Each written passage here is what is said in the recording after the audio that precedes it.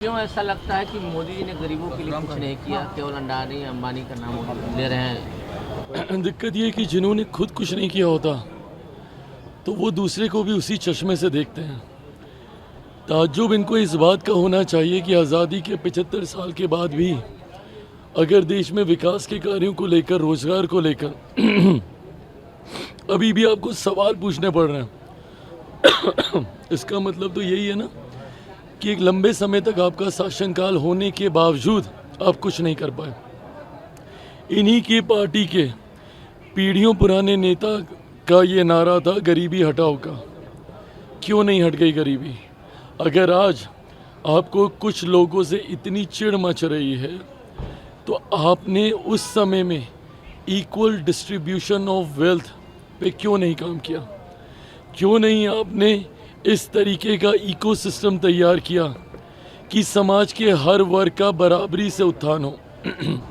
इसी सामाजिक न्याय की लड़ाई हम लोग भी लड़ते रहे। बहरहाल, आज जब आप ये सवाल उठाते हैं और आप चिंताएं जाहिर करते हैं कि ये नहीं हुआ, वो नहीं हुआ, कहीं ना कहीं बाकी की सारी उंगलियां आप अपनी तरफ ही उठा के बताते हैं। हम लोग तो पिछले 10 सालों में प्रधानमंत्री नरेंद्र मोदी जी के नेतृत्व में काम कर रहे हैं, और जो काम हम लोग कर रहे हैं वो बुनियादी ज़रूरतें पहले पूरी कर रहे हैं। सोचिए, जो कांग्रेस जिनके नेता राहुल जी हैं, इतने सालों में सत्ता में रहने के बाद महिलाओं के लिए शौचालय तक नहीं बना पाई हो। अभी तो अर्थव्यवस्था का मैं जिक्र भी नहीं कर रहा कि कौन से पायदान पे था, और अगर हम लोग 5वें पायदान पर आए हैं तो ये मामूली उपलब्धि नहीं है। अगले 5 सालों में देश की अर्थव्यवस्था दुनिया की तीसरी सबसे बड़ी अर्थव्यवस्था बनने जा रही है, ये भी मामूली उपलब्धि नहीं है। और अर्थव्यवस्था से अर्थशास्त्रियों से जुड़ा ही विषय नहीं होता ना। जब देश की अर्थव्यवस्था मजबूत होती है, राज्यों का राजस्व बढ़ता है, प्रति व्यक्ति आय में इजाफा होने लगता है। इस दिशा में हमारी सरकार काम कर रही है, पर दिक्कत ये है कि जिन्होंने खुद अपनी विफलताओं के चश्मे पहने हो उन्हें दूसरों का कार्य दिखेगा नहीं। बेला हो चाहे झारखंड हो, क्या देख रहे हैं?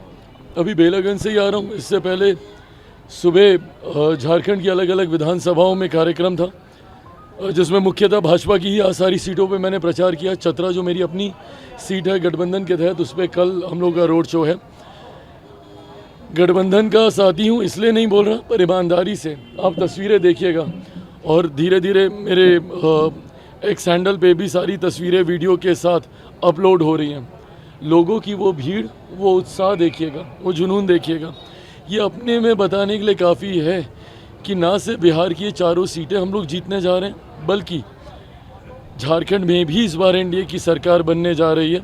आने वाले दिनों में महाराष्ट्र का भी कार्यक्रम लगेगा, बट जितना संगठन के माध्यम से फीडबैक आ रहा है, महाराष्ट्र में भी हम लोग की सरकार बनने जा रही है। लोग हरियाणा के वक्त भी काफ़ी बातें करते थे, पर हरियाणा के परिणामों ने सबको दिखा दिया कि दुष्प्रचार करने से नहीं होगा, मेहनत करने से होगा। जो मेहनत एनडीए का हर एक घटक दल कर रहा है, और मैं मानता हूं कि ये परिणामों में भी देखने को मिलेगा। झारखंड में थे, बोले कि एनडीए को खाड़ फेंकेंगे। बड़े हैं, मैं उन पर कोई टिप्पणी नहीं करूंगा, बट उनकी पार्टी ये सोच लंबे समय से रखी हुई है। भाई प्रभु, आज 10 साल हो गए इस सोच को रखे हुए। 10 साल में 3 चुनाव लड़ लिए लोकसभा के। किसको उखाड़ फेंका? विधानसभा के चुनाव।